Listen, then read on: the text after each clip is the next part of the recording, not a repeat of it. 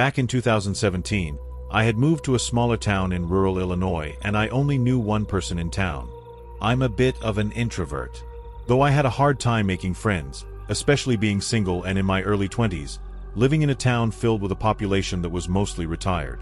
My friend who all called Clara introduced me to an older couple that were maybe in their early 50s and were looking for a dog sitter. She thought it would be a good way for me to make some connections while living there. We had made time to meet at their house so I could see the lay of the land and meet the dogs.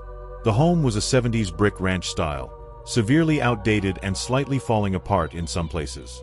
I explored abandoned houses for fun, so I didn't mind.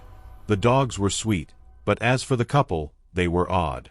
They were friendly enough, but while I'd be speaking to them, instead of making eye contact they would do more of a full body scan, as if sizing me up. They would also guide me to rooms and not really say anything on the tour, just open the doors, let me look, and then close them. I should also mention they sold firearms out of their home as a side business, which I didn't really mind, but they had cameras everywhere, outside and in hallways, living room, kitchen, office, garage, backyard, driveway, kitchen table, etc. They told me it was just for insurance purposes due to their business. It made me a little uncomfortable, but I was just really hoping to make some sort of connection in this town and earn some money. Then the time came for me to watch the dogs. They had been gone for a week and I had been working from home, so I made myself comfortable. I set up my workspace in their office, which had a monitor displaying the outside cameras so I could see all around the house. It was kind of nice and made me feel a little at ease being alone on a decent-sized property in the middle of nowhere. I should also note the dogs had a doggy door so they could go outside any time, and the house backed up to the woods. The first night was fine. The second night, I noticed one of the cameras that watched the driveway went offline. I didn't think much of it since Wi-Fi in rural areas can be finicky, but I still went to check just in case. Maybe the camera fell or something. As I walked to the door, I heard the dogs jump up and scramble frantically to run out the doggy door, barking like crazy. It was about 10 at night, so I got freaked out and wanted them back inside. I went to the back door and noticed both dogs barking at the same spot, the part of the fence that backed up to the woods. I didn't see anything, but I had seen enough horror movies to start psyching myself out. I needed to calm down and get the dogs inside, so I used treats. I got them back in and blocked the doggy door with a heavy chair and called it a night. The next morning, I woke up late and had to start working before feeding the dogs. Then I noticed they weren't at the foot of the bed anymore. The house was quiet. I called their names, but they didn't respond. When I walked to the back door, I saw them outside in the yard. Then it hit me, how did they get outside when I blocked the door? My heart sank as I turned and saw the chair I had placed in front of the doggy door now sitting in the corner of the room. Panic set in immediately.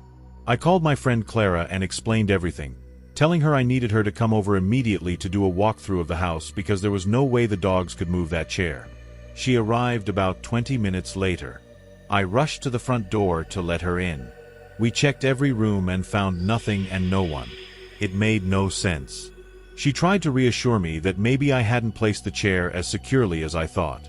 I accepted it and stayed on high alert for the next few days. After Clara left, the day went on quietly and I began to relax again. I made dinner and later sat down in the office to work. When I glanced at the camera monitor, I noticed every camera was offline. My stomach dropped. One camera failing made sense, but all of them felt too coincidental. Because of the couple's business, I texted them to let them know the cameras were down and offered to troubleshoot. I didn't like not being able to see outside.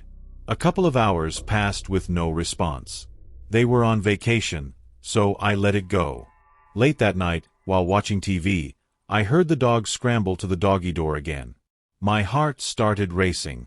I grabbed the knife beside my bed and looked outside but saw nothing. The dogs stopped barking and started sniffing along the fence.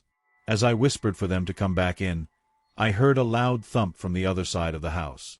I got the dogs inside, blocked the door again, and took a photo this time to be sure. I went to the back room where the sound came from and froze. The air felt different, like a presence. I asked who was there. Silence. I thought about calling the police but felt embarrassed. I closed and locked the door and sat in the living room with the dogs, holding my phone and knife.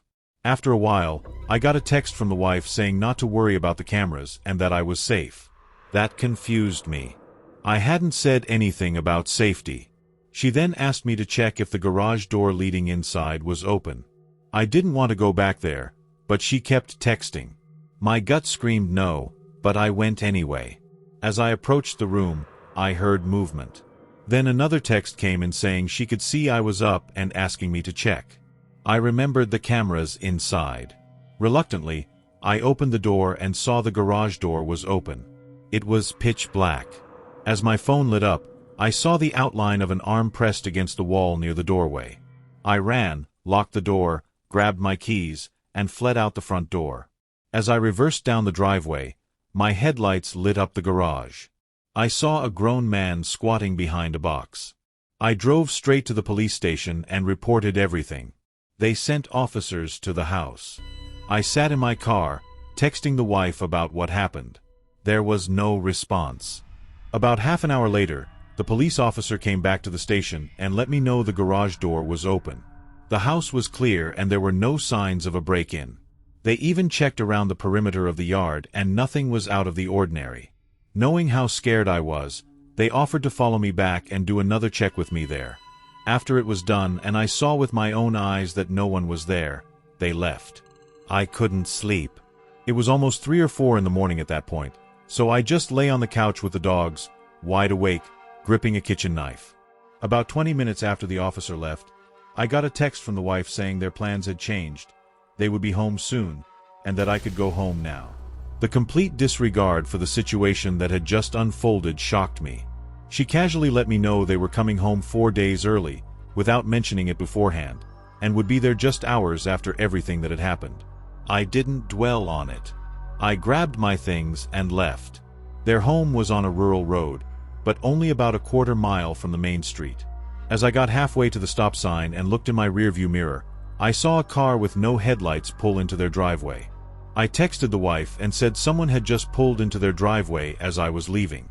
Almost instantly, I got a reply that simply said, "I know." Chills ran down my spine. They were setting me up. They had been in the area that whole time. The dogs barking in the middle of the night were probably alerting me that they had been driving on the path behind the house. They shut the cameras off so I couldn't see their movements on the property while I was inside, completely oblivious. I never heard from them again. My friend apologized profusely, saying she had no idea how strange they were and that she'd only known them from seeing them at the local diner from time to time. She said after that incident, they never came in again. I'm 30 now, and I still struggle with the entire situation. I know I'm okay and I'm safe, but knowing I was just seconds away from God knows what is a feeling I can't seem to shake, and I'm not sure I ever will. I work as a bartender at a bar and restaurant in a suburb just outside Baltimore. I'll do my best to explain the layout so the story makes sense. It's a busy place with a unique setup. There are no waiters, just bartenders like me and the cooks in the back. If you want food or non-alcoholic drinks, you have to order them at the bar and pick them up from the counter when they're ready. I'm not sure why things are done that way, probably management trying to save money, but it keeps things fast-paced, which I actually like. For whatever reason, the place is really popular. Even though I don't think it's anything special, the atmosphere is lively most nights, with great music, a buzzing crowd, and a standing area near the DJ booth where people dance and chat. The constant flow of customers and high-energy vibe make the job fly by. I love meeting and talking to new people, so it's perfect for me. That particular night started like any other. It was a weekend, so I knew it would be busy. After a while, the bar filled up, mostly with a younger college crowd. That meant more dancing, more spills, a rowdier environment, and worse tips, which sucked for me. One group kept ordering tequila shots non-stop, faster than I could line up the salt and limes. One guy was so drunk he used the same pickup line on me multiple times. While rushing around, I noticed an elderly couple walk in and sit at a booth in the corner of the restaurant. At first, nothing seemed strange. I just thought it was interesting that people their age would come into such a loud place. I didn't have time to think much about it and went back to work. After some time, I noticed them again while pouring drinks. My hands kept moving out of muscle memory, but my mind fixated on them. That's when it hit me. They were sitting completely motionless. They hadn't ordered anything.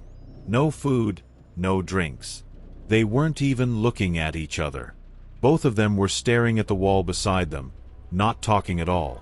It was strange, but the bar was slammed, so I assumed they were waiting for someone or didn't understand how ordering worked. When I finally had a moment, I walked over to check on them. I smiled and asked if they wanted anything to eat or drink. The woman didn't react at all. She kept staring at the wall like I hadn't spoken. The man slowly turned his head toward me. When I saw his face, a chill ran through me.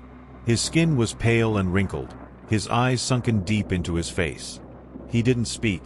He just stared at me and shook his head once. Something about the way he looked at me made my stomach twist. I muttered a response and quickly returned to the bar. I had a terrible feeling in my gut. They looked like they didn't belong in this century, let alone that bar. I avoided looking at the booth for a long time. Eventually, when things slowed down, I glanced over again and nearly dropped the glass I was holding. Both of them were staring directly at me. I made eye contact with the woman, and she didn't look away. I had never been so uncomfortable at work. I looked away and pretended to be busy. When I looked back later, the booth was empty. I was relieved, just glad they were gone. At the end of the night, I was still thinking about it while closing up with my coworker Karen. She's a veteran employee and notices everyone who comes in. When I asked her about the elderly couple, she looked confused and said she didn't know who I was talking about. I described them, but she shook her head and said she never saw anyone like that. She joked that maybe I was hallucinating. I laughed, but inside I was panicking. I knew what I had seen. Karen then listed several customers from memory, what they ordered, and what they were wearing. I complimented her, but by the time we locked up, I was doubting myself. As I walked to my car, I saw something that made me drop my keys. Across the street, under a lone streetlight, stood two dark figures. I knew it was them. I wanted to scream, but no sound came out. I jumped into my car, locked the doors, and sped away. The drive home was awful. I kept repeating, "Oh my God," over and over, trying not to break down. I had so many questions. Had Karen really missed them? Were those people even real? Was I going insane? I couldn't explain it.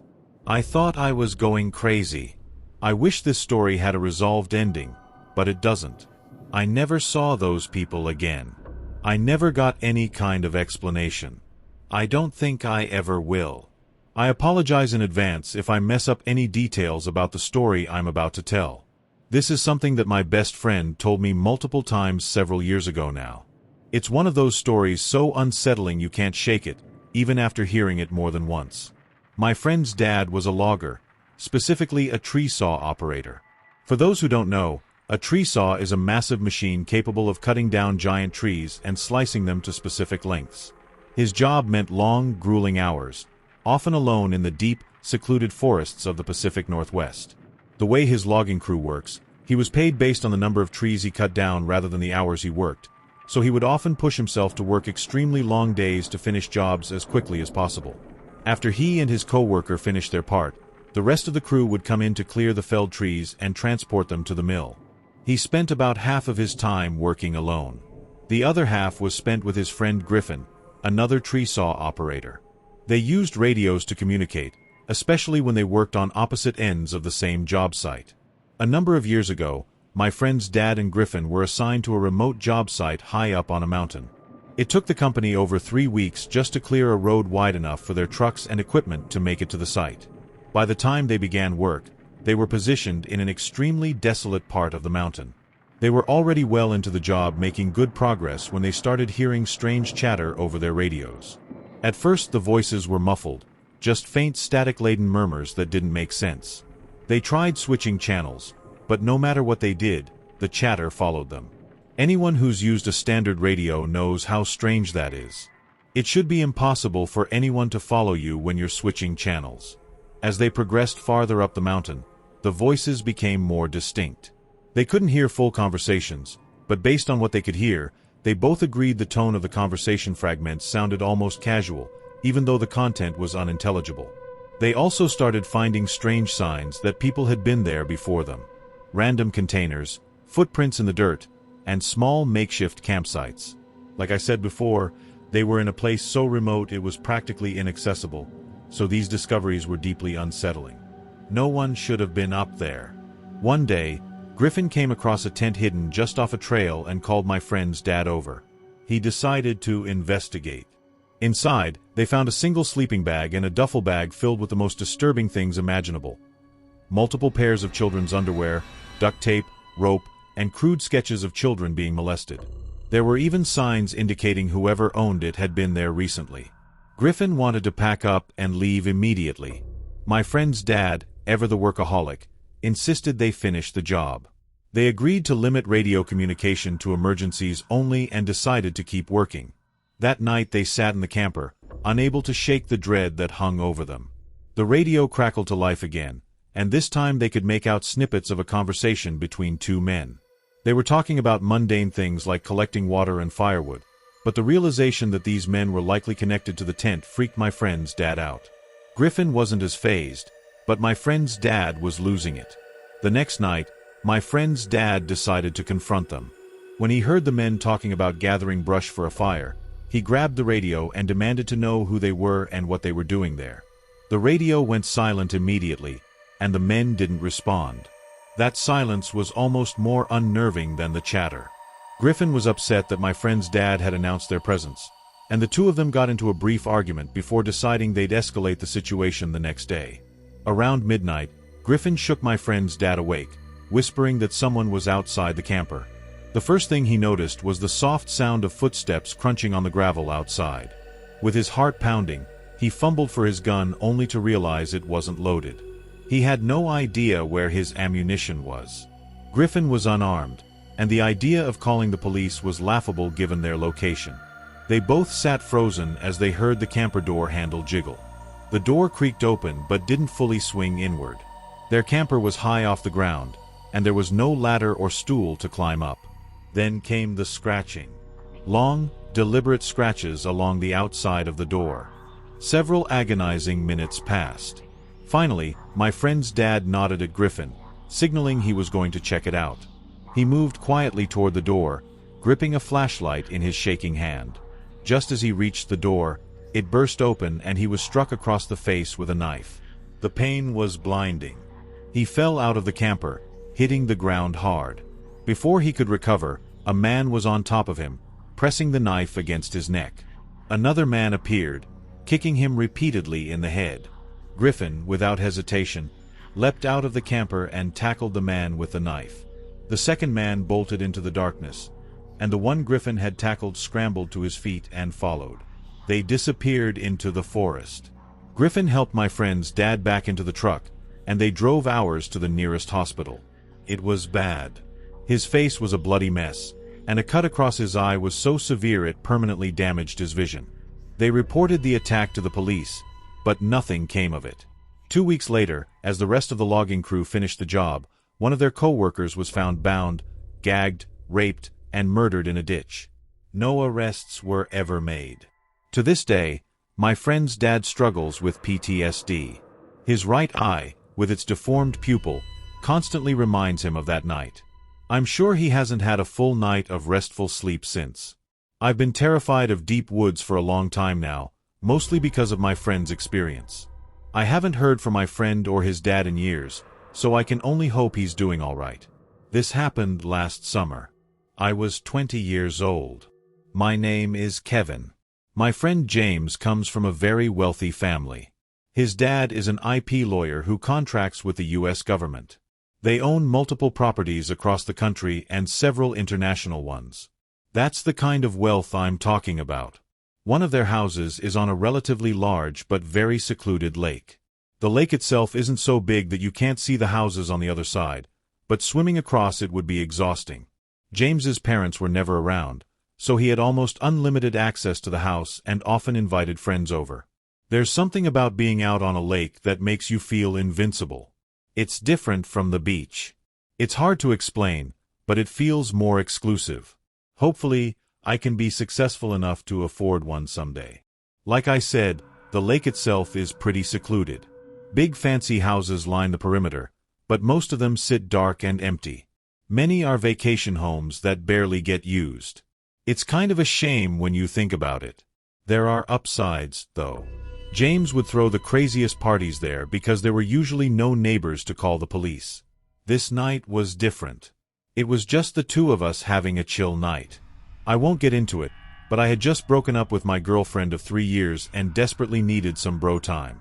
We were having a few beers out on the dock when I noticed a light flicking across the lake. I can't remember exactly what time it was. At first I thought it was just the sun perfectly reflecting off something into my eye, but even when I moved my head to the side, I could still see it. It was flashing like someone was turning a light on and off repeatedly. I told James, and the two of us became fixed on it, trying to figure out what it could be. At some point we realized the flashing wasn't random, it was following a pattern. 3 short bursts followed by 3 longer ones, followed by 3 short ones. I guess I'm dumb for not knowing this, but James snapped his fingers and said it was Morse code.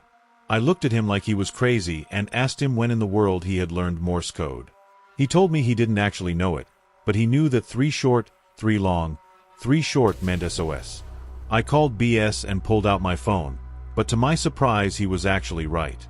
Like I said, maybe I'm dumb for not knowing that, but I'm not really one for obscure knowledge anyway.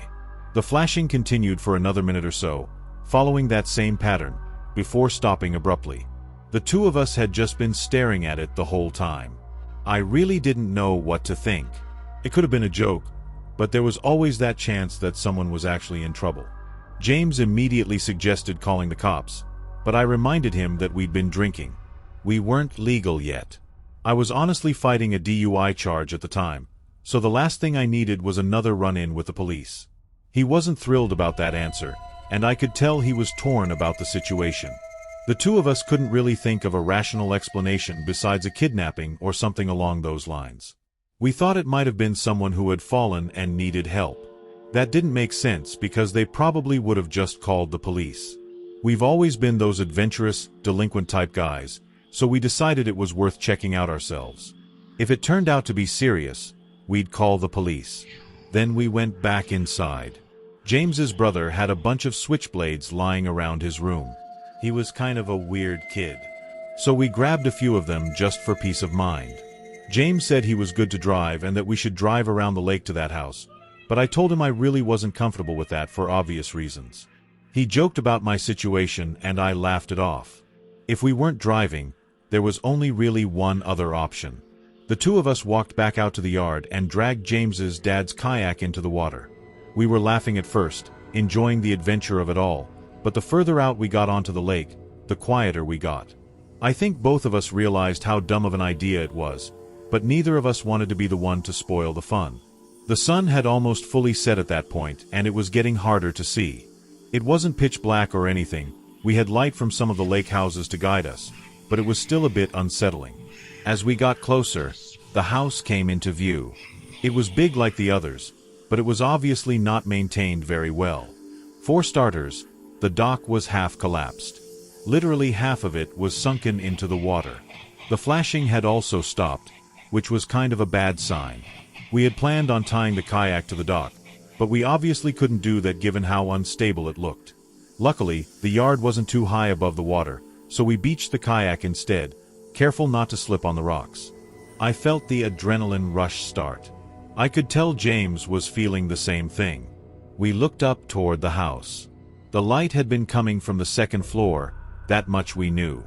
James was freaking out at that point and insisted that we just leave and call the police. I told him we'd have to kayak all the way back to his house to even do that, since there was no service on the lake and we'd need to connect to Wi-Fi. I reminded him that we had explored countless abandoned buildings before and this wasn't too different. He wasn't thrilled with that logic, but agreed anyway. Believe me, I know how dumb this was. Everyone I talk to about this shares that same opinion, but I've never been one to make good decisions, and neither is James. We didn't walk to the front door. That would have been suicide. Instead, we crept around the house until we found a window that was unlocked. The two of us silently slipped inside. The house was empty. Not just abandoned, but empty like stripped. There was no furniture and no junk. To be frank, There were no signs that anyone had ever even lived there. The floors and walls were completely bare. We moved cautiously through the rooms looking for the stairs. There was no one in sight, and all the rooms were just as empty as the first one. We finally found the stairs and slowly made our way up. I made a mental note of where the window was as we walked down one of the hallways, until we reached what I guessed was the room the light had been coming from. I pressed my ear against the door and heard nothing. I glanced over at James. He nodded, and I carefully pushed the door open. The room was empty, except for one thing by the window. I tiptoed over and realized what it was. It was one of those old projectors, aimed directly at the window. Alarm bells immediately started going off in my head. This was a trap. Someone had set this up deliberately. James must have realized the same thing because I suddenly heard him sprinting back the way we came, not even trying to be quiet. I turned without another thought and followed him. As we were running down the stairs, I heard a door, probably a closet, swing open from the room we had just been in, followed by rapid thumping footsteps. We bolted through the house toward the window. James jumped through first, and I was right behind him. As I was climbing through, I heard the footsteps again, pounding down the stairs behind me. I didn't look back. I just made it through the window and ran toward the lake. As I was catching up to James, I heard him curse and immediately realized why. The kayak was gone. I turned and saw a person running toward us from the side of the house. I could barely process what I was seeing. He was fast. I couldn't get a good look at him, but I could tell he was big, definitely an adult. I pulled out my switchblade, ready to defend myself. I expected James to do the same, but instead he turned and jumped straight into the lake. Sneakers, hoodie, everything. I didn't think. I just followed. The water was freezing, but I didn't care. I swam as fast as I could, fighting the burning in my arms and legs. We swam toward the light from James's house, which looked impossibly far away. The swim felt endless, but fueled by pure adrenaline, we made it. By the time we dragged ourselves onto James's dock, I thought I had hypothermia. I don't think I've ever been that cold in my life. We ran straight inside, locked every door, and called the police. It took them almost an hour to show up, which felt outrageous. When they finally arrived, they went straight across the lake to investigate. They were there for a while, but when they came back, they told us exactly what I expected. There was no one there. They confirmed the house had been abandoned for years. No signs of recent occupancy. No footprints. No gear. No personal belongings. Nothing. Just an empty house. They weren't happy with us. They gave us the whole, "Why didn't you call us first?" speech. James's parents were even more pissed when they found out. Let's just say I wasn't invited back to the lake house after that. James later told me his parents were threatening to sue the town for allowing something like that to happen, and the police were refusing to investigate any further. As for me, I still don't know what happened that night. I don't know who was in that house or why they set that trap, or what they planned to do if we hadn't run. I don't think I want to. Most of my friends agree that it was a trap and think that whoever was planning the whole thing got cold feet until the last minute. I really don't want to think about what would have happened if they had gone through with whatever they were planning on doing. When I moved into my new place, I was just looking for a fresh start.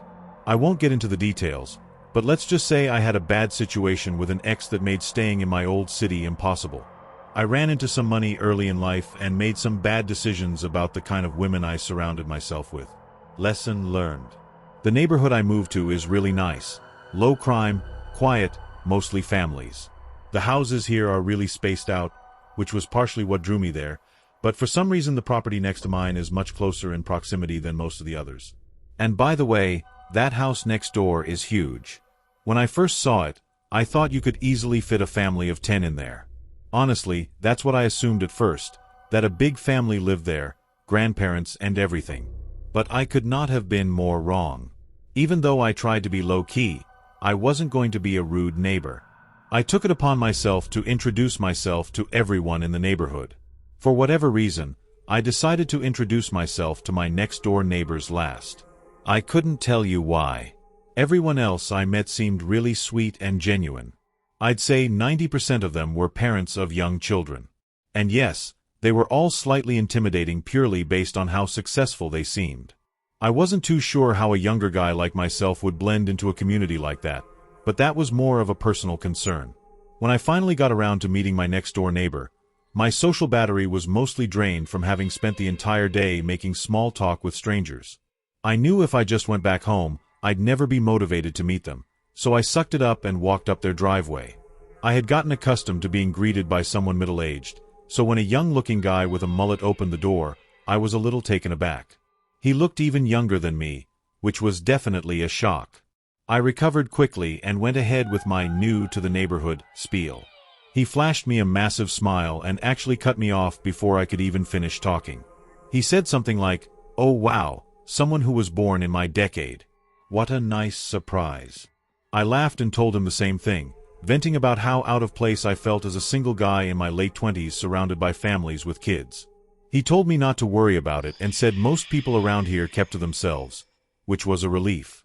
He introduced himself as Damon and told me I should come by for a drink sometime. I shrugged and said, "Hell, why not right now?" expecting him to laugh and invite me in. Instead, he looked over his shoulder like he was scanning his living room, then turned back to me and said he wished he could but he was busy working. I asked him what he did for work. It felt like a normal follow-up, but his smile dropped a little.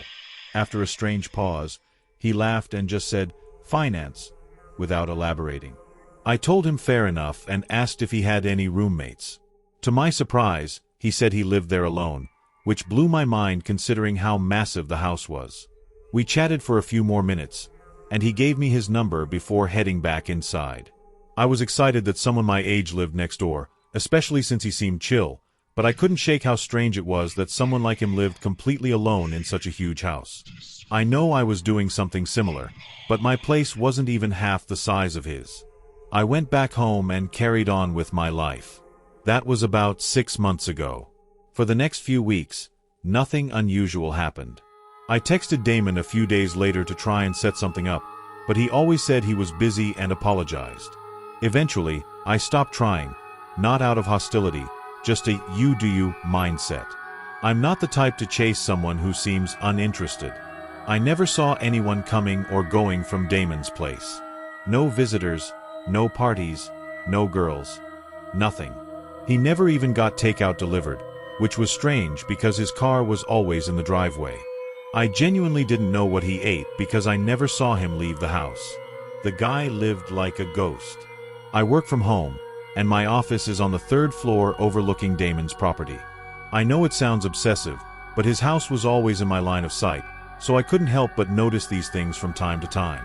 One night, it was a Wednesday, I remember that clearly. I woke up around 2 in the morning to loud music. I sleep with my windows open, so that's probably why it woke me up. At first, I thought I was dreaming, but I wasn't. I got out of bed and looked out the window. There were 7 or so cars lined up in Damon's driveway. He was clearly having a party. I'm not someone who complains about noise, but it was the middle of the week and the volume was insane. I figured I'd go over, knock, and ask him to turn it down. I threw on a hoodie and walked over. From outside, it was clearly a full-blown party.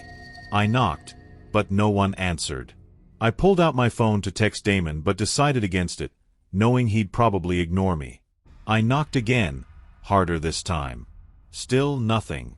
I reached for the handle, expecting it to be locked, but to my surprise, the door swung open. Inside, the first thing I noticed was a pile of shoes in the foyer, at least 10 pairs. But something was off. There was no one there. I moved further inside, expecting people in the living room or kitchen, but the house was completely empty. There weren't even any drinks left out. I could still hear people talking over the loud music, which didn't make sense. Then it hit me. It wasn't music, it was a recording. A literal recording of people laughing, yelling, clinking glasses. The entire party was fake. That still didn't explain the shoes or the cars. There were people in that house. I was sure of it. I should have left immediately, but curiosity got the better of me. I moved quietly through the house until I noticed a door slightly ajar. I pushed it open and found stairs leading down to the basement. I don't know how I knew, but something told me what I was looking for was down there. It was dark, except for a faint light coming from somewhere deeper below. I knew I shouldn't go down there, but I did. At the bottom of the stairs, I followed the light to another door. As I got closer, I noticed another sound beneath the recording. A heavy, rhythmic, mechanical grinding, like machinery or a buzz saw. I peered through the crack. There were 3 men inside, all older than Damon, wearing heavy-duty work clothes, protective goggles, thick rubber gloves, and work boots. That's when I remembered the pile of shoes upstairs. Under normal circumstances, I might have assumed they were construction workers. I wanted to see what they were looking at, but it was out of view. Then I smelled it, bleach or some kind of harsh cleaning chemical. My stomach dropped. I suddenly felt like my life was in danger. I turned to leave as quietly as possible. As I moved toward the stairs, the light behind me suddenly dimmed, like someone had shut the door. I didn't hear it over the recording, but I felt it. I sprinted up the stairs, ran through the house, and burst out the front door. I didn't go straight home. I jumped my fence, cut through the backyard, slipped in through my side door, and locked it. My heart was pounding. I knew I couldn't let Damon or those men know it was me. I went up to my office, kept all the lights off, crouched below the window, and peeked toward Damon's house. At first, there was no one outside. Then the front door flew open and about 8 older men poured out, scanning the yard, driveway, and street. Damon wasn't with them. A few of them argued briefly, one even shoved another, but eventually they all went back inside. The music stopped. I stood there at the window, trying to make sense of what had just happened. I thought about calling the cops, but what would I even say? The music wasn't playing anymore, and there was no real crime I could actually report. What I couldn't understand was how none of my other neighbors had a problem with the loud music, especially since most of them had children. I figured if they hadn't been able to hear it and I called the police, Damon would know it was me. And then there were the shoes. I had no idea what that was about either. The people I'd seen were all wearing boots, so did they bring extra pairs of shoes just to leave in the foyer? I had too many questions and no answers, so I just went to bed. The next morning, I woke up and looked out my bedroom window. Every single car was gone, including Damon's. I went upstairs to try and get some work done, but I couldn't concentrate. I kept glancing over at Damon's house every few seconds. After a few hours of his car still not being there, I decided to go for a walk, partly to clear my head, but mostly to take subtle looks through his windows. There was nothing. Days passed, and Damon still didn't return. His car never came back. With every passing day, I became more baffled. I still couldn't figure out how my other neighbors had slept through all that noise, so I finally asked them directly. I went to a few houses and asked if they'd heard the party a few nights ago.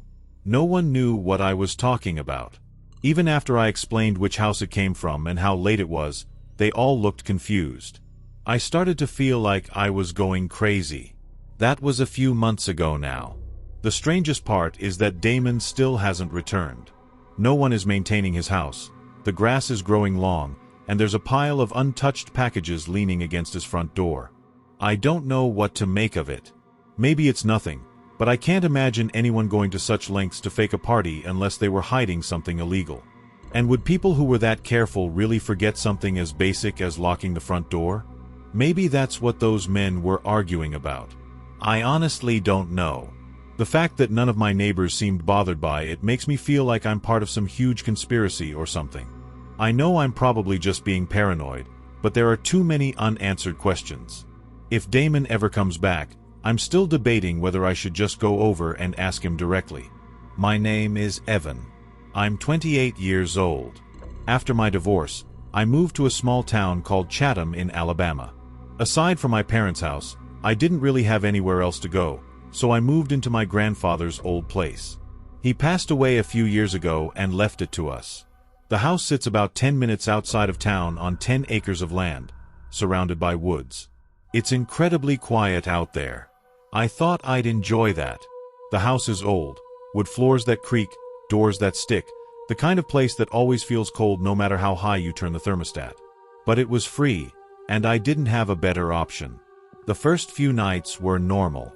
I unpacked, cleaned, and spent evenings sitting on the porch with a beer. It was peaceful. No traffic, just wind through the trees and the occasional owl. But then the noises started.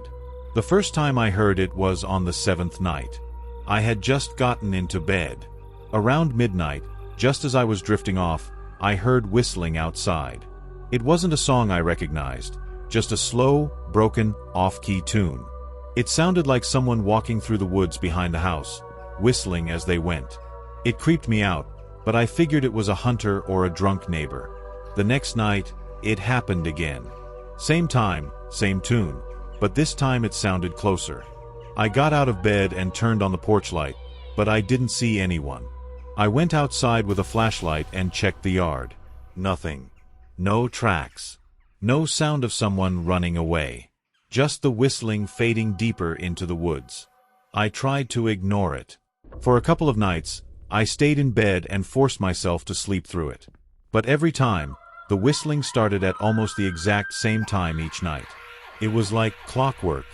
I started wondering if someone was doing it on purpose, someone who knew I was out there alone. I called the sheriff's office. A few days later, an older deputy, who I'll call Deputy H, came out. He'd been on the job a long time. When I told him what was happening, he got very quiet. Then he said, word for word, that my granddad used to call about the same thing. Someone whistling around the property late at night, always in the spring. They never found anything. He'd assumed my grandfather was just getting old, but now I was hearing it too. That shook me. I had no idea my grandfather had dealt with this. Deputy H told me to keep the doors locked and stay inside after dark. I did exactly that. I double-checked every window and even wedged chairs under the door handles. But the whistling kept getting closer every night. One night, I heard it behind the shed. It was louder than ever, like the person was standing right outside. I grabbed my flashlight and looked through the blinds. I didn't see anyone, and I didn't dare go outside. The next night, it came from the front porch, right by the door.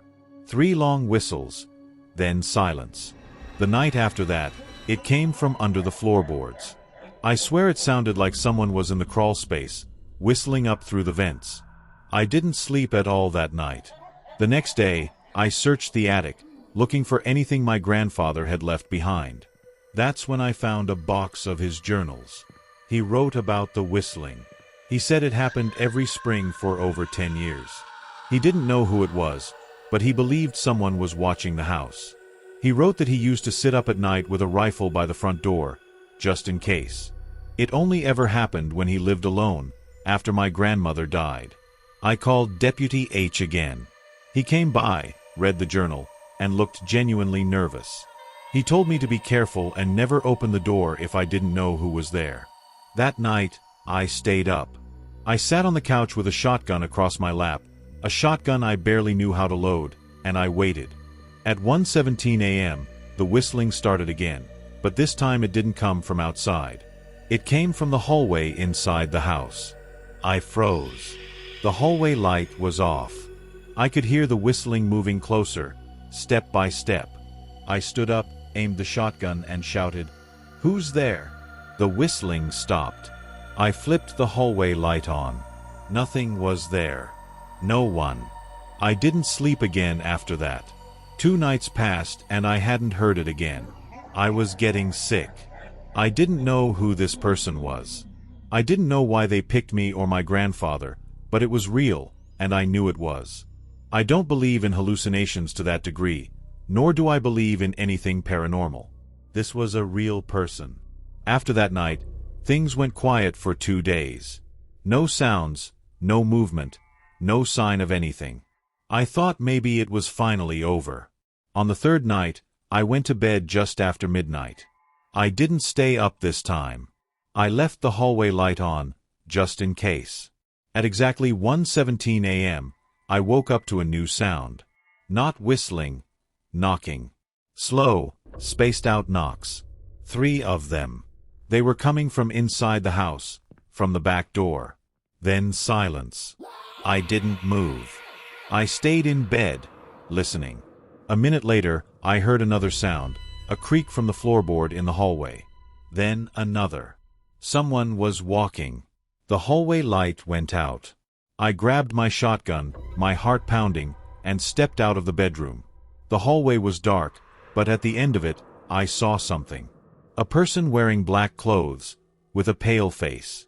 They were standing perfectly still, just watching me. I raised the shotgun, but my hands were shaking. I tried to speak, but my mouth was dry. My hands wouldn't stop trembling. I screamed, "Don't move." In the darkness, I saw the person slowly lift their leg, turning as if they were about to run. I screamed, "Stop." At that moment, they darted out of the hallway, out of my line of sight. I heard their surprisingly heavy footsteps stomping out the front door into the dark. I ran outside and fired a shot, not into the air, but straight ahead into the darkness, low-key hoping I'd hit him. I screamed, "Come back." The shot hurt my ears, echoing off the walls of the house and the deck. I locked up the house, got into my truck, and drove into town. I slept in my truck that night. The next morning, Deputy H drove out to the house, and the front door was unlocked again. That confirmed whoever that person was had a key. Nothing was broken or missing, but the deputy recommended I change the locks. Off the record, he also suggested I move out of that old place, because someone out in those woods hadn't taken kindly to either my grandfather or me living there. I drove to the local home improvement store and changed the locks that same day. Within the hour, I left the house and went to my parents' place out of state for a while. Eventually, my dad handled selling the house. We took anything of sentimental value, and the rest was left behind or sold. My father later mentioned that someone had apparently been stalking the house for decades. How they got a key, who they were, or why my grandfather never said anything, I don't know. It all disturbs me deeply. I personally believe it was some disturbed creep living in a nearby house. I eventually moved to a more urban area. That experience left me too unsettled to ever live in a remote location again. What you're about to hear is an experience that nearly made me lose my mind. It's something I still think about often, but I've recovered a bit in the months since it happened. The story is pretty quick, so I'll get right into it. I'm a single guy in my mid-30s. I live alone with no pets in a small one-story house. It's modest, 1 bedroom, 1 bathroom, a living room, kitchen, dining room, and a tiny garage. That's it. Life is fantastic. Because of my profession, I can work on my own time and don't have to answer to anyone. No girlfriend, no parents, no employer. Freedom has always been an important part of my life, so I've done my best to maximize it wherever possible. I know some people might judge my so-called immature lifestyle, but everyone has different priorities. As long as no one judges me, I won't judge them. That freedom comes with drawbacks, though. I've developed some bad habits. One of them is my awful sleep schedule. I'm most productive late at night, so I often stay up until dawn and sleep into the afternoon. That's just how my body works. One night, I was up extremely late. I was sitting at my desk, getting work done on my computer. I was completely in the zone, not even listening to music. The room was dead silent. I was alone with my thoughts, the sound of my keyboard, and my work. Then, out of nowhere, the silence was shattered by the sound of footsteps pounding down the hallway toward my bedroom, followed by 3 or 4 deafening bangs on the bedroom door. The kind of bangs you'd expect police to make when breaking into a drug den. I shot up from my chair so fast I slammed my knee into the desk and knocked my monitor over. I was completely shocked. It caught me totally off guard. Just imagine being alone in your house in total silence, and suddenly your door is being violently banged on. It was, and still is, the most terrifying thing that has ever happened to me. Standing up was pure instinct. After that, I was completely frozen. After that, I had my eyes fixated on the door, dreading the moment. I knew it was coming, the door bursting open and someone barging into my room, forcing me to fight a complete stranger in pitch-black darkness. But it never came. I didn't hear anything else, not even the sound of footsteps retreating from the door. It was almost like I had imagined it, but I was 100% sure that I hadn't. I don't know how long I stood there, but I physically could not force myself to move. It was like sleep paralysis, except I hadn't been dreaming. Then finally, I heard the sound of footsteps quickly walking back down the hall. So someone had been there. I don't know why, but hearing those footsteps again unlocked my brain. Without thinking, I grabbed an empty beer bottle off my desk, ran to the door, and started chasing after whoever had broken into my home. I didn't even try to be quiet. I screamed at the top of my lungs like a lunatic, hoping it would give me the extra adrenaline I needed. I ran through the entire house screaming, but I never found anyone. My house isn't that big. There aren't many places someone could hide. Even after checking every room, there was no one there. All the doors and windows were locked too, which made it even more confusing. My sudden burst of confidence drained away completely, and fear flooded back in. I sprinted back to my room, locked the door, and called the police. While waiting for them to arrive, I listened to my surroundings in complete silence, but I never heard anything. When the police finally showed up, we searched the house together but found nothing. One of the officers tried to convince me that whoever had been there had already left, but I insisted that everything had been locked. He told me I had probably overlooked something, and it took everything in me not to curse him out right there. I know for a fact that nothing had been unlocked, but that didn't explain how that person got into and out of my house. Unless I had imagined it, but I know I didn't. For the next week, I was a psychological mess. My brain refused to accept that I had imagined something so vivid, but I couldn't come up with a logical way that person could have entered and left. I'm much better now, but there was a time when I struggled to sleep, eat, work, everything. Even now, the only explanation I can think of is that I somehow missed an unlocked window or door. Still, why someone would break into my house just to run away remains a complete mystery to me. I work for a property preservation company. Basically, we handle foreclosed homes, securing them, cleaning them out, winterizing them, and sometimes even boarding them up if there's been vandalism. It's not glamorous work, but it pays well, and for the most part it's quiet. You spend a lot of time alone in houses that used to belong to people who are long gone. Sometimes it's sad, sometimes it's just boring. But every once in a while, you get a house that feels unsettling. This happened when I was assigned to clear out a property in a rural part of upstate New York. It was one of those dying places, only one gas station, half the businesses shuttered, roads cracked and overgrown. The house itself was a small one-story place off a dirt road, surrounded by overgrown brush and woods on 3 sides. No other homes nearby, just trees and silence. According to the file, the house had been foreclosed after the owner, an elderly woman, passed away and no heirs stepped forward to claim the estate. The utilities had been shut off for over a year. Our job was to catalog any remaining property, empty it out, and secure it for winter. I drove up on a Monday morning with a small box truck and all my gear. From the outside, the house looked intact, windows closed, door locked, roof fine. Just a lot of weeds and vines climbing up the porch. I had to shove the front door open because it had swollen in the frame, but once inside, everything looked pretty standard. Dusty air, stale smell, faded furniture. Then my work phone rang. It startled me because I had no signal out there. I had already checked and noticed I had no bars, but the phone buzzed anyway. There was no number on the caller ID, it just said, "Unknown caller." I answered, and there was nothing. Just a low sound, like static. I said hello twice, then hung up, chalking it up to a glitch. I got to work. I always start by taking photos, documenting every room and every item. The living room was cluttered with old furniture, lace curtains, and framed paintings. It reminded me of my grandma's house. Heavy furniture, doilies, porcelain figurines. The hallway had a smell. Not rot, more like mildew and dust, with something faintly metallic. There were 3 bedrooms. One had been stripped bare except for a sagging mattress on the floor. Another was clearly a sewing room, with thread spools everywhere and a dusty machine on the desk.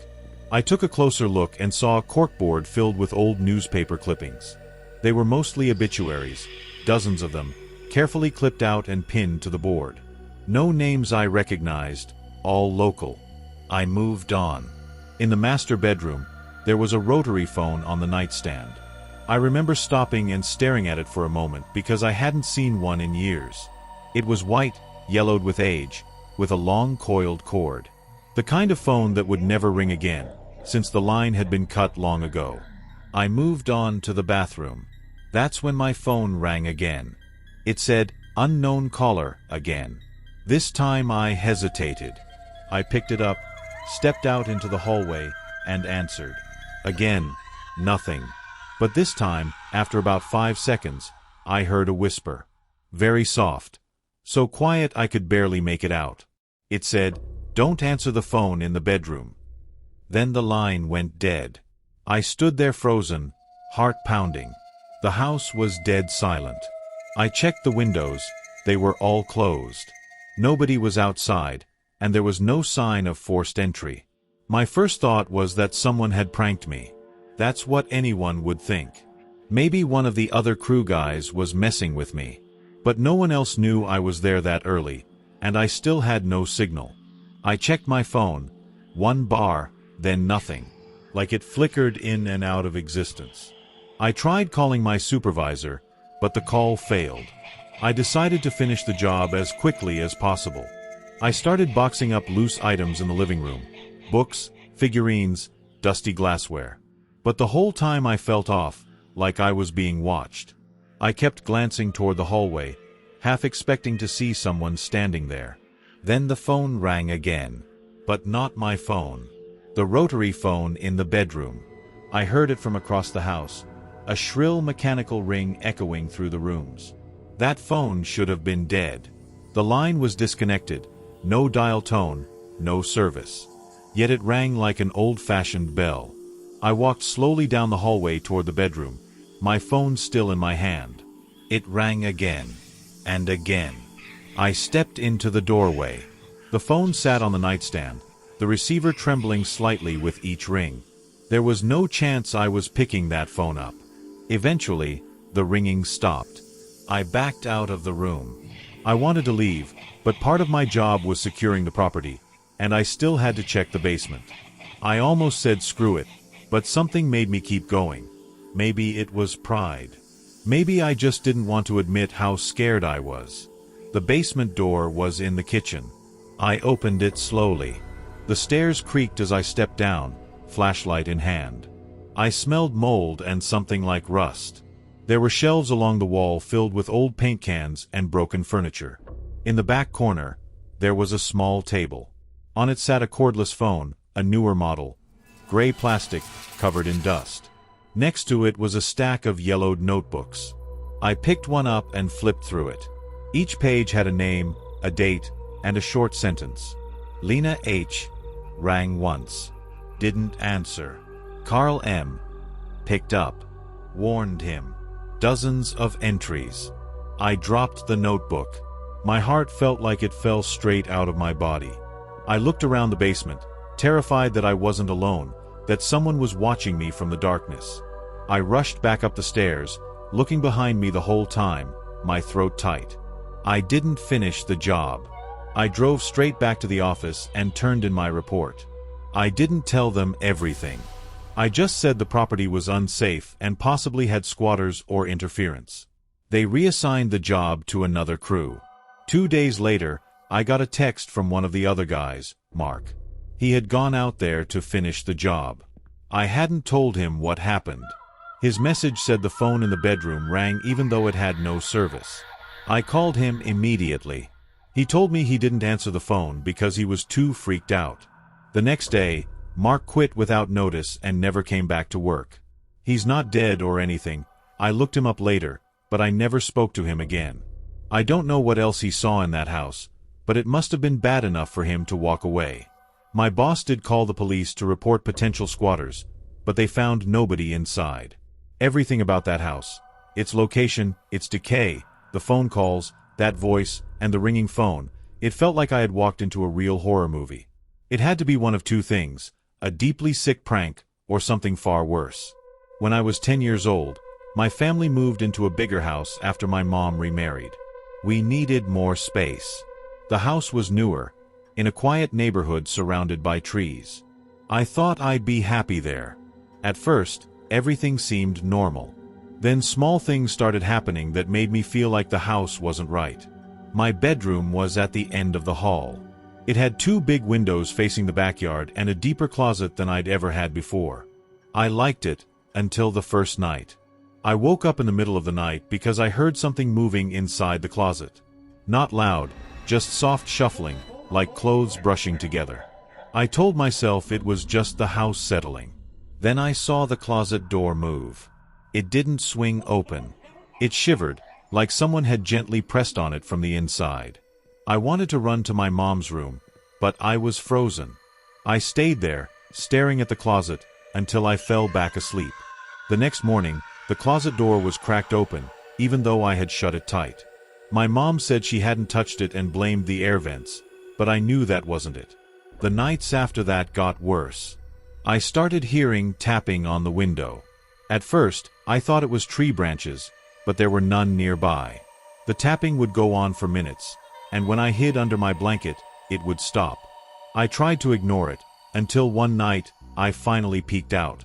I saw a pale hand pressed against the window. It was on the outside. The window was on the second floor, way too high for anyone to reach without a ladder. The hand stayed there for a long time, just pressed without moving. Then it slid down slowly and disappeared. I didn't sleep at all that night. I told my mom and she started cracking up laughing when I told her. She didn't believe me. Per second, when she saw that I wasn't just saying it as a prank or a joke, she leaned more into trying to convince me that I was probably in a half-asleep state and seeing things from my dream. But I knew that was a load of horseshoe. My stepdad didn't believe me either. He said I was making it up for attention and he also got a laugh out of it, but I started noticing he kept the hallway light on at night, so maybe he didn't feel as safe as he pretended. A month later, my little brother, who was 4, started talking about the white lady. He would say she came into his room and sat on his bed. My mom thought it was just his imagination, but one night I heard him screaming. I ran in and saw him crawled up under his blanket crying.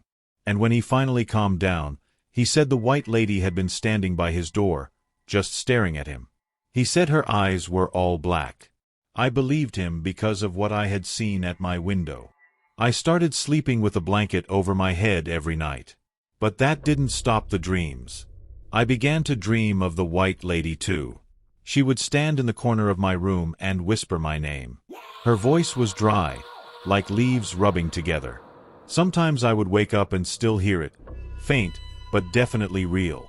One night I woke up and saw her standing at the foot of my bed. She was taller than anyone I had ever seen. Her head almost touched the ceiling. She wore a long white dress that moved even though the air was still. Her hair was black and stringy, and her face was pale like chalk. Her eyes were like empty black holes. I tried to scream, but nothing came out. I shut my eyes, and when I opened them again, she was gone. But my closet door was wide open after that. I couldn't go in my closet anymore. I begged my mom to let me sleep in her room, but she said I needed to learn how to be brave.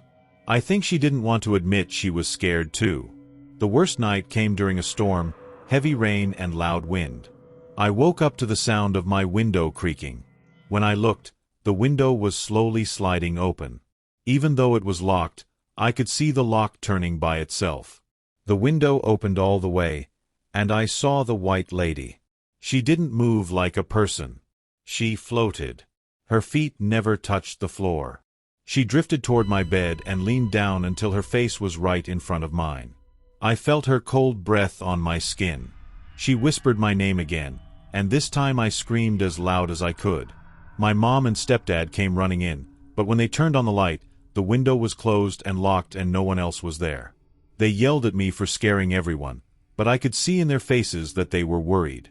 The weird thing about that is I don't vividly remember what happened between the moment I saw that lady floating towards me and my screaming. The best I can explain it is that I sort of blacked out for a moment before remembering screaming and having my parents rush into the room. My window was closed again, which would suggest to people that it was just a night terror. That's what my parents believed it was, I think. My mom started taking me to therapy for a while because they were worried about me. We lived in that house for 3 more years and I never got used to it. My brother stopped talking about the white lady, but I think it was because he was too scared, not because she stopped visiting. Sometimes I would hear him crying at night and saying, "Go away." I think he also didn't want to be forced into therapy. Sometimes when it storms at night, I still get scared to even get up to go to the bathroom or get water. I'll glance over at corners of the room, making sure I don't see something tall lurking there. It goes to show how these kinds of things stick with you into adulthood.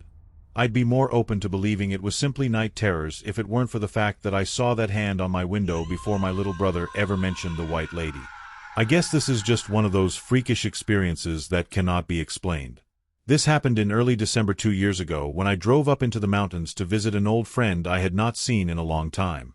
His fictional name for the story is Scott, and my real name is Jeremy. We had been friends since middle school. But after graduation, he moved out to a small mountain town with his family. Over the years, we slowly drifted apart. I stayed in New York City for work and he stayed up in the mountains. We never fought or anything. We just stopped keeping up with each other's lives. So when he reached out to me out of nowhere and said I should come visit for a weekend, it made me feel kind of nostalgic and excited. He said it was the best time to come up because the snow added to the rustic rural vibe. I figured it would be fun to catch up. The drive up the mountain was extra long because I drove a bit slower due to icy conditions. There were barely any other cars on the road, and the sun went down around 4 p.m. since it was December. By the time I reached the area where he was living, it was already pitch black. He lived in one of those older wooden houses on the side of the mountain. There were only a few scattered houses nearby, all spaced out far from each other. He lives in a good area for skiing.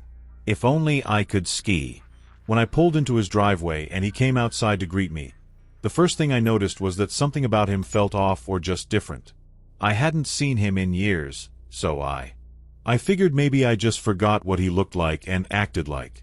But the way he talked was different, slower than he used to talk, and he kept pausing between sentences like he forgot what he was saying. He helped carry my bag inside, and the inside of the house was warm, but pretty empty. Not much furniture except for a couch, a table, a couple chairs, and some antique-looking wall decor. He told me I could sleep on the couch for the weekend since it folded into a pull-out bed. I told him that was fine. The house had a long dark hallway across from the couch that led to a bathroom and 2 empty guest rooms, which he explained were empty because this used to be his grandparents' house and they recently passed away. He told me he lived alone here now. The hallway had no light at the end and the doors were all open. So from the couch all I could see was this pitch-black rectangle stretching into the back of the house. For some reason it made me uncomfortable even though there was nothing obviously scary about it. That first night we talked a little bit about old times, but it felt strange. His general demeanor and mannerisms were more socially awkward now, but I chalked it up to the fact that living alone in the mountains for years could make anyone a bit weird. He barely made eye contact, and I did feel like he kept looking in the direction of the hallway when it was time to sleep. He went upstairs to his bedroom and I got the couch set up. I left a light near the hallway on because the dark made me nervous. I felt stupid about it, but the hallway really bothered me. I fell asleep, but around 2 o'clock in the morning I woke up to a thumping sound from upstairs. I quickly realized they were fast footsteps running across the floor above me. It sounded like someone sprinting from one end of the room to the other, then stopping, then sprinting again. The footsteps went on for about 20 seconds before stopping completely. I waited to hear a door open or close or anything, but there was complete silence after that. I eventually fell back asleep, even though I was pretty creeped out after that. The second day was even weirder. Scott acted distracted the entire day, barely talking, barely eating, and whenever I asked if he was feeling okay, he would just nod without saying anything.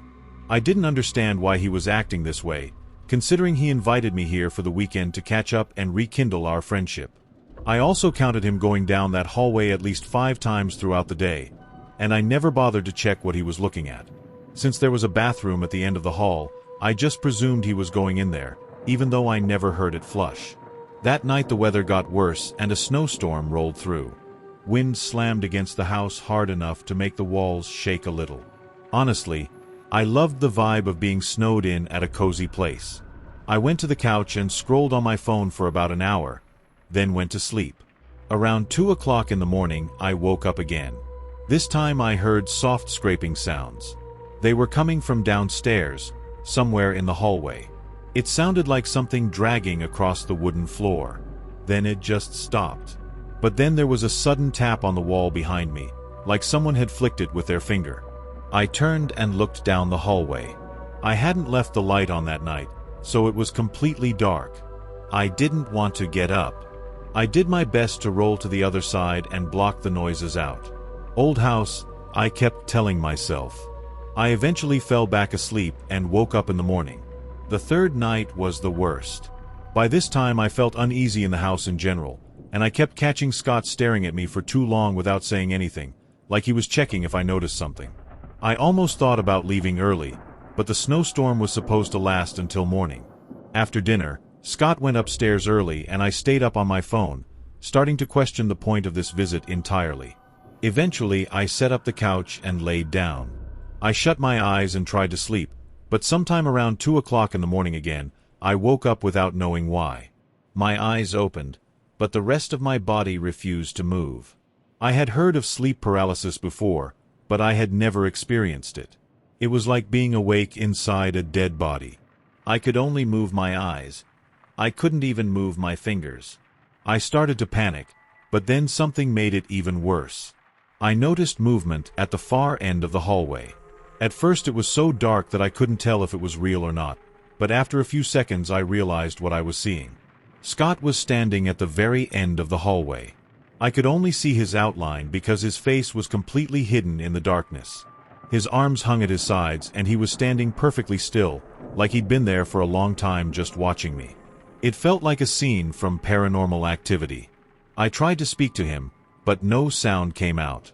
I tried to move or twitch, but my body stayed frozen. I didn't even feel like I was breathing.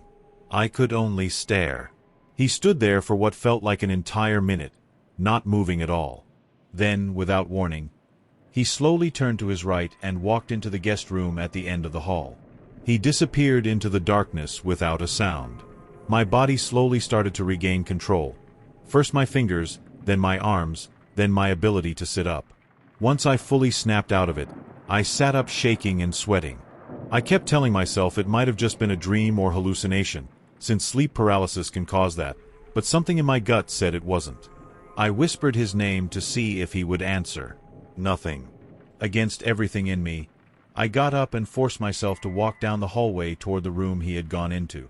When I stepped inside, the room looked empty, but in the far corner by the window, someone was standing. I could see the shape of a person facing the window, looking outside. I couldn't tell if it was Scott. The sight was horrifying. I slowly backed out and then ran upstairs to his bedroom. I found Scott asleep in his bed, completely knocked out. I shook him awake and he looked confused and irritated, like he had no idea why I was waking him up. I figured maybe I just forgot what he looked like and acted like. But the way he talked was different, slower than he used to talk, and he kept pausing between sentences like he forgot what he was saying. He helped carry my bag inside, and the inside of the house was warm, but pretty empty. Not much furniture except for a couch, a table, a couple chairs, and some antique-looking wall decor. He told me I could sleep on the couch for the weekend since it folded into a pull-out bed. I told him that was fine. The house had a long dark hallway across from the couch that led to a bathroom and 2 empty guest rooms, which he explained were empty because this used to be his grandparents' house and they recently passed away. He told me he lived alone here now. The hallway had no light at the end and the doors were all open, so from the couch all I could see was this pitch-black rectangle stretching into the back of the house. For some reason it made me uncomfortable even though there was nothing obviously scary about it. That first night we talked a little bit about old times, but it felt strange. His general demeanor and mannerisms were more socially awkward now, but I chalked it up to the fact that living alone in the mountains for years could make anyone a bit weird. He barely made eye contact, and I did feel like he kept looking in the direction of the hallway when it was time to sleep. He went upstairs to his bedroom and I got the couch set up. I left a light near the hallway on because the dark made me nervous. I felt stupid about it, but the hallway really bothered me. I fell asleep, but around 2 o'clock in the morning I woke up to a thumping sound from upstairs. I quickly realized they were fast footsteps running across the floor above me. It sounded like someone sprinting from one end of the room to the other, then stopping, then sprinting again. The footsteps went on for about 20 seconds before stopping completely. I waited to hear a door open or close or anything, but there was complete silence after that.